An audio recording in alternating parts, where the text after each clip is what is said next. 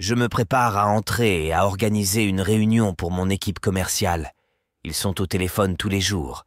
Ils pensent que j'y vais et que je parle de vente. J'y vais et je parle d'argent. Parce que si vous n'avez pas votre argent, n'est-ce pas? Si vous ne pensez pas correctement à l'argent, devinez quoi? Vous ne ferez jamais de vente. Vous n'allez jamais surmonter les objections, les barrières, les blocages et tout ce qui se passe dans les ventes. Un travail décevant. C'est un travail difficile. C'est un travail de fou. C'est comme être un acteur. D'accord.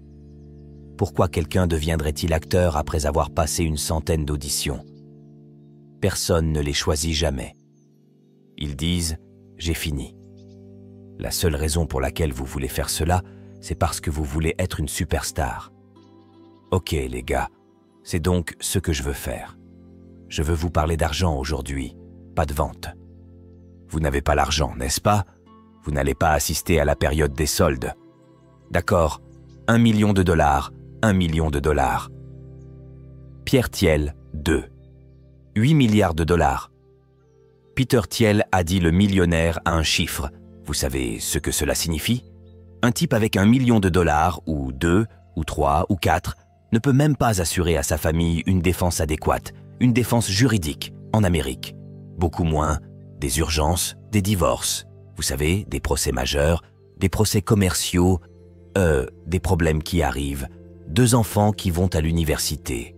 Donc ce qu'il dit, c'est que, d'accord, c'est devenu un article très, très controversé parce qu'il est comme un mec riche, se grattant les doigts sur un tableau, juste des diapositives. D'accord, il dit « Hé mec, si tu as 1 million de dollars, je suis fondamentalement juste un putain de mauvais payeur. » Et ton père ne te l'a pas dit.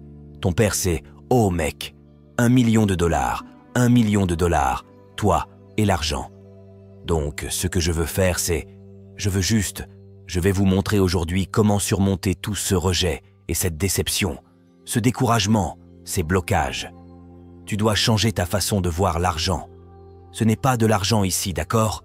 Ce n'est pas de l'argent, c'est juste de la bêtise. C'est toi qui ne prends pas de décision. C'est toi qui es paresseux en disant « Mec, 1 million de dollars et je serai prêt. » Faites simplement le calcul sur 1 million de dollars. J'ai fait ça quand j'avais 34 ans. 1 million de dollars, si vous n'aviez plus de revenus, alors vous l'aviez. Quel âge avez-vous? Vous aviez 27 ans et vous n'aviez aucun revenu. 1 million de dollars, 1 million de dollars, qu'est-ce que ça dit là? Oh, pas de revenus, 0 revenu. D'accord, vous avez 27 ans. Je vais le faire à 47 ans. Je vais le faire à 65 ans. D'accord, 27 ans. Vous n'avez plus de revenus. Combien de temps cet argent durerait-il? À 4 000 par mois, vous avez 25 ans. Où pouvez-vous vivre avec 4? D'ailleurs, 4 000 par mois ne suppose aucun autre revenu. Le système de sécurité sociale est en panne. L'assurance maladie est en panne, parce qu'ils le sont déjà. C'est juste une question de quand. Cela se produira probablement dans la plupart de vos vies. Il faudrait vivre avec 4 000 dollars par mois pendant 25 ans. Vous aurez 52 ans, mon ami, et vous serez fauché. D'accord? 4 000 par mois, 4 000 par mois, c'est quoi? 1 000 dollars par semaine. Vous dépensez probablement 900 par mois en épicerie. Quel est ton loyer? 3 000. Il te reste environ 12 ans. Et tu es millionnaire. Tout le monde est comme « Oh mon Dieu, le millionnaire emblématique ». Vous êtes riche. Tu n'es pas riche, mec. T'es es inquiet, c'est ce que tu es, d'accord? Parce que vous n'avez pas de nouveaux revenus. Alors, regardez ce qui se passe. Que se passe-t-il en cas d'accident? Un grave accident de voiture? Es-tu marié? Ok.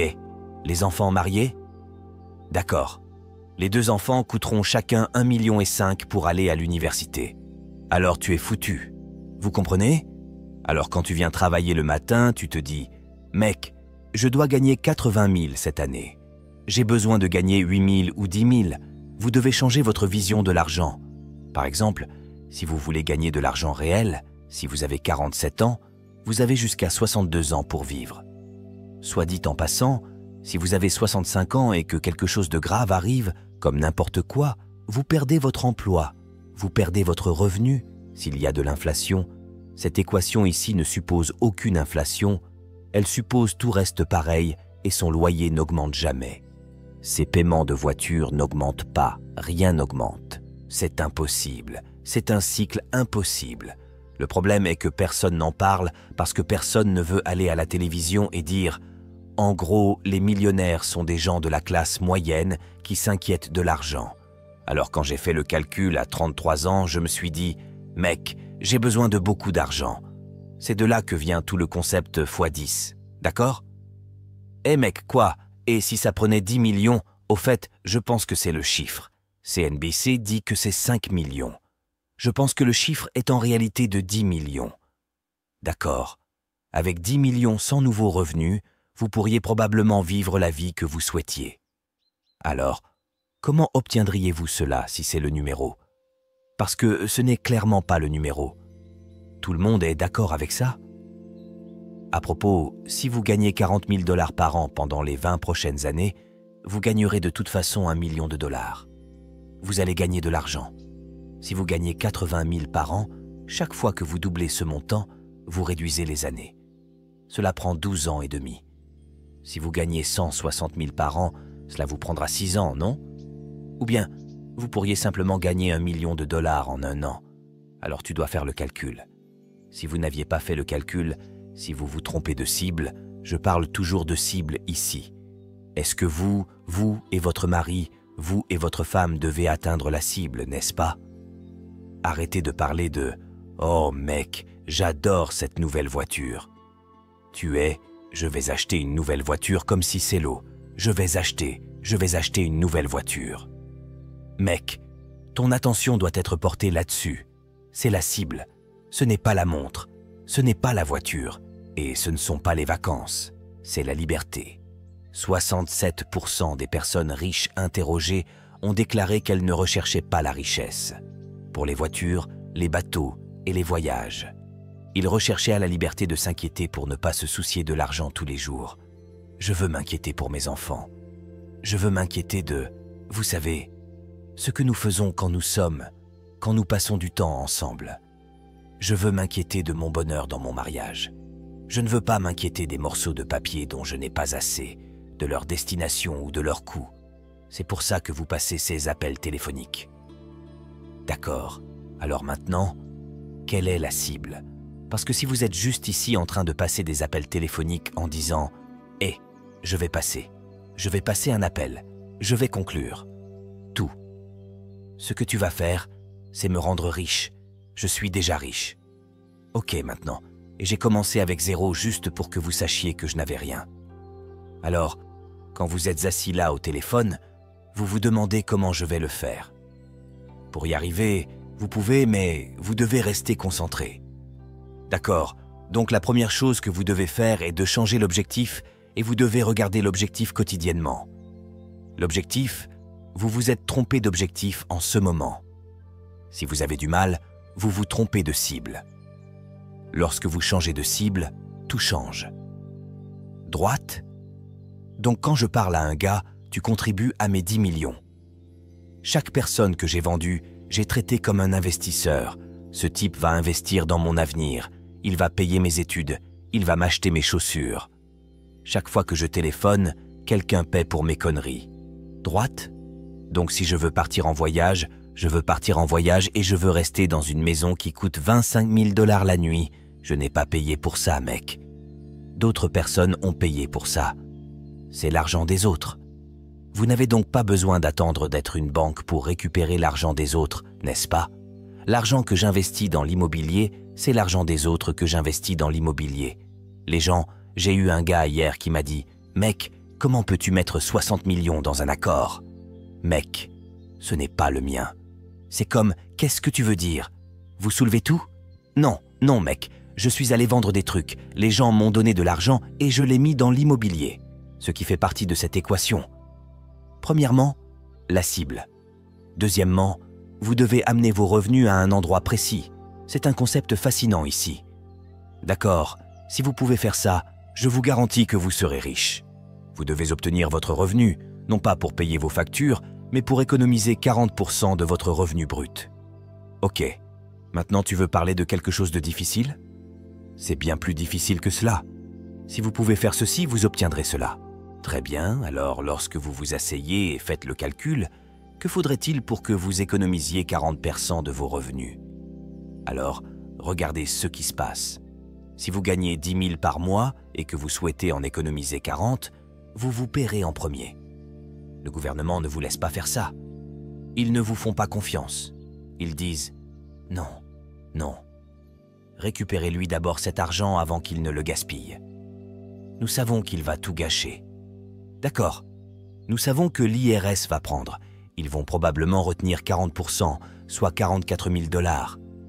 Alors écoutez, si vous voulez payer 4 000 $ à l'IRS, vous devez trouver comment vous payez 4 000 $. Quel est le problème ici? Il faut vivre avec 2. Alors continuez à faire le calcul. C'est le calcul que vous devez faire avec votre conjoint.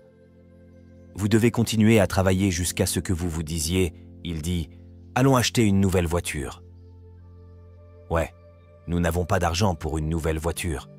C'est pourquoi, quand j'avais 35 ans, personne ne savait que j'étais millionnaire. Rien n'avait changé. Je courais toujours avec des chaussures de merde, vous savez. J'achetais 40 chaussures et je travaillais avec une chemise aussi longtemps que je le pouvais. Et comme personne n'a vu, je n'avais pas de voiture de luxe. Je conduis une Camry avec $1 million en banque. Parce que j'utilisais ça. D'accord? J'ai payé l'IRS. J'ai toujours payé ces salauds. Bien? Et puis, ce que j'ai fait, c'est que je me suis dit, je suis une banque de 4 000 $. Et puis j'ai réalisé, mec, je ne peux pas vivre avec 2. Ça me rend la vie difficile de faire ça. Cet argent d'ailleurs, un meilleur mot pour épargner est stockage. Je stockais de l'argent, je n'économisais pas d'argent. Je le stocke. Je fais des réserves, si vous préférez ce mot. Vous ne voulez pas économiser d'argent. Cela ne vaut rien. C'est comme sauver un bloc-notes légal. Un bloc-notes légal n'est utile que si vous l'utilisez. L'argent n'est bon que si vous l'utilisez.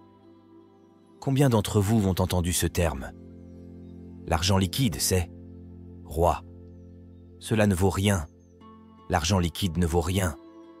Ce n'est pas un roi. Ce n'est pas un roi, mec. L'argent liquide n'est pas roi. L'argent, c'est de la merde. Il reste là et meurt. Ou tu le perds.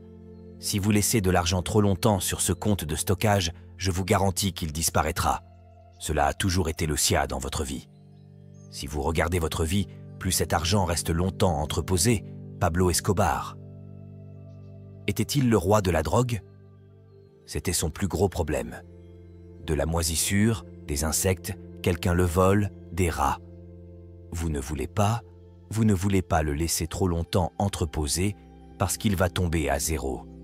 Tout l'argent liquide tombe à zéro. Très bien. Alors maintenant, quand tu fais ce calcul, tu te dis « Mec, de combien d'argent ai-je réellement besoin ?» Montons ça à 20 000 $. À 20 000 $, que se passe-t-il? Vous économisez 8 espaces de stockage. Vous en payez 8. Et maintenant, tu peux vivre avec 4. Voyez maintenant, c'est la bonne façon d'établir un budget. Vous en gagnez 30 000. 12 vont au stockage. 12 vont au I, au R et au S. Et cela vous laisse 6. Alors maintenant, vous pouvez commencer à voir que vous devez être quelque part au nord de 300 000 par an. C'est ce qu'on ne vous apprend pas à Harvard. Il faut vivre quelque part au nord de 360 000 personnes par an avant même d'avoir de l'argent pour vivre. À moins que tu sois juste, tu sais, tu es un dégueulasse. Vous êtes juste un être humain irresponsable qui, vous savez, ne met pas d'argent de côté, ne stocke pas d'argent pour l'avenir. D'accord. Maintenant, vous économisez 12 000 $ par mois. Cela fait 144 000 en un an. Dans 10 ans, cela fera 1,4 million. Dans 10 ans, tu es millionnaire stocké. D'accord. Donc, deuxième chose à faire, tu dois continuer à jouer à ce jeu à 40%. Tu dois travailler avec tes gars. Mec, où est ton argent? Pas sur ce qu'est l'appel, pas sur ce qu'est le script, pas sur ce qu'est l'objet, pas sur la façon de gérer l'objection. Il te faut tout ça. Mais avez-vous besoin du chauffeur ici? Vous devez être fortement motivé par l'argent du point de vue de la survie. D'accord. Troisième chose que vous allez faire. Vous allez faire faillite ici et investir le stockage. Le stockage doit être investi.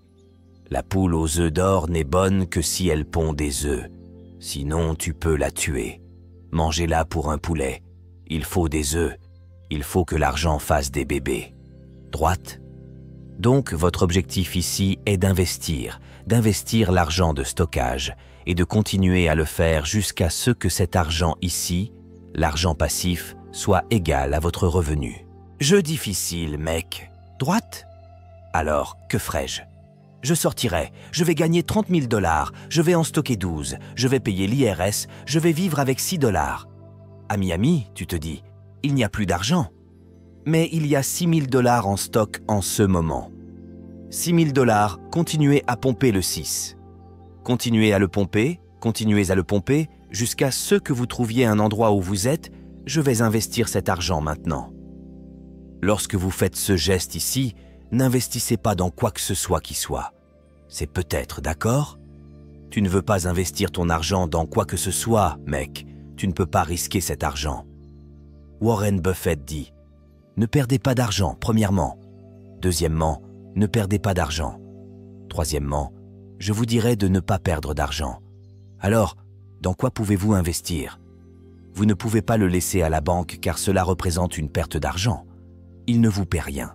Il vous faut aujourd'hui 800 ans pour doubler votre argent à la banque. 800 ans pour doubler votre argent aux taux bancaires actuels. Donc, si vous ne le savez pas, vous devez commencer à regarder ça et, la nuit, mec, qu'est-ce que je fais avec mon argent, mec? Affronter la bête, n'est-ce pas? Donc ici, le revenu passif, votre objectif ici devrait être que mon revenu passif dépasse maintenant mon revenu mensuel. Il vous suffit de faire le calcul. De combien d'argent aurais-je besoin d'investir? Droite? Donc COS, CS 12 000 que j'ai mis en réserve au fil du temps. C'est-à-dire, où es-tu? N'est-ce pas, ne dépassez-vous pas vos revenus en ce moment? Donc son revenu mensuel dépasse son salaire. C'est ce que vous recherchez ici. Non, pas toute sa prime et tout à l'année. Mais ses revenus mensuels provenant des investissements dépassent désormais et ses revenus. Est-ce que cela vous a motivé plus ou moins? Donc avant, c'était comme « Oh, la dette, mec ». Si vous êtes suffisamment endetté, vous serez motivé. Non, non, ce n'est pas le cas. Vous allez être motivé pendant un petit moment pour payer votre voiture. Et puis tu vas dire « Merde, ce jeu n'est pas amusant, mec. C'est un jeu terrible. » D'accord, d'accord. Alors écoutez, c'est une cible simple. Quelle est votre nouvelle cible? Liberté. Ouais, liberté. Mais, mettons un numéro là-dessus. Votre premier objectif devrait être de 10 millions et rien de moins. Et tout le monde dans la pièce peut le faire, d'accord? Je peux montrer à tout le monde dans la pièce quelqu'un sur cette planète qui vient de votre situation et qui a encaissé 10 millions de $. Vous n'avez pas besoin d'un diplôme. Oh ouais, je peux te montrer pour chaque sias le mauvais problème que tu as, je peux te montrer quelqu'un. Tu échanges des problèmes, tu dirais « Non, non, je garderai le mien, tu gardes le tien. » Deuxième chose, vous devez amener votre revenu à 40%. Vous devez amener votre revenu à un niveau où vous pouvez mettre en banque 40% de votre revenu. C'est la partie la plus difficile au début, parce que tu meurs de faim ici jusqu'à ce que tu affrontes le vrai problème. Le vrai problème, c'est le revenu. La troisième chose, c'est cet argent. Vous devez rester fauché avec cet argent. Vous devez mettre cet argent sur un compte sacré quelque part où personne ne va à Jack avec cet argent. Je me souviens que ma mère m'a appelé une fois et elle m'a dit « J'ai ce truc en cours ». Je me dis « Je ne peux pas t'aider. J'avais beaucoup d'argent de côté. C'est comme si ça s'accumulait. Je ne peux pas t'aider. Je violerai ma politique ici. D'accord. Laisse-moi aller vendre quelque chose. Voyez si je peux vous rapporter de l'argent. Vous savez, n'importe qui est venu me demander de l'aide. C'était comme si je n'étais pas ton homme. Je ne suis pas la banque. Je ne peux pas t'aider, mec. J'ai ma propre merde qui se passe ici. Je suis cassé tout le temps. Je suis tout le temps fauché. C'est ce que j'ai eu sur moi aujourd'hui. Ok, comme si j'empilais tout en ce moment pour conclure un autre marché. C'est vrai. Alors je veux, c'est ce que signifie être fauché. Cela ne veut pas dire gagner de l'argent, le gaspiller. Cela signifie gagner de l'argent, le stocker. D'accord? Trouve un endroit où il ira où tu ne perdras pas d'argent. Troisièmement, ne perdez pas d'argent. Les voitures, ne les achetez pas, louez-les. D'accord, là où vous habitez, ne le possédez pas, louez-le. Je ne possède rien, mec. Empilez simplement de l'argent, ne le faites pas, et attendez de pouvoir le mettre dans quelque chose où il ne sera pas perdu. Cela disparaît pendant un moment. Et l'inflation au fil du temps, 5 ans, 7 ans, 10 ans. Un jour, vous levez les yeux et vous vous dites « D'accord, je n'ai pas perdu mon œuf d'or. Cette chose est protégée. J'en ai reçu une petite perfusion tous les mois. » Et vous continuez à en ajouter pour que le goutte à goutte devienne de plus en plus gros et de plus en plus gros. Et puis tu pourras venir travailler lundi et dire « Mec, j'ai de l'argent qui arrive ici. J'ai de l'argent qui rentre ici, mais je suis tout le temps fauché. Je dois donc continuer à remplacer le jeu. » Vous savez, quand descendez-vous du tapis roulant? Quand vous le voulez. Une fois sur place. D'accord. Des questions. Lorsque vous parlez de stockage, y a-t-il une certaine quantité de stockage dont vous devriez disposer? Avant de le déplacer. Je veux dire, je n'avais personne. Je n'avais personne. Il disait « Hé, viens, viens, tu peux sauter sur mon véhicule. » J'essayais donc de stocker suffisamment pour, vous savez, si vous connaissez l'histoire de la transaction immobilière, la première transaction immobilière que j'ai conclue coûtait 78 000 $. C'est parce que j'avais 5 000 $. Mon prochain contrat aurait lieu 3 ans plus tard et il s'agissait d'un achat de 350 000 $. J'ai donc stocké de l'argent tout le temps jusqu'à ce que je trouve la bonne affaire. Entre les deux, je faisais juste du shopping. Maintenant, si j'avais eu quelqu'un qui m'avait dit « Mec, respecte mon accord », j'aurais dépensé de l'argent tout le temps. Je ne le ferais pas. Je n'avais pas besoin de détenir la totalité de la première transaction. J'avais juste besoin d'être dans le bon véhicule. Steve Ballmer, il était partenaire de Bill Gates et Microsoft. Est-ce que ce type est l'un des types les plus riches du monde? Il n'était pas propriétaire de l'entreprise. Il était associé dans l'entreprise. Donc ce n'est pas le CA. Vous avez besoin d'un véhicule. Vous avez besoin de 2 véhicules. Vous en avez besoin d'un qui génère des revenus. Vous pouvez donc payer vos factures ici et payer l'IRS et manger. C'est-à-dire que c'est celui que vous êtes, vous répondez simplement aux besoins fondamentaux de votre travail. Le deuxième est la pièce de théâtre.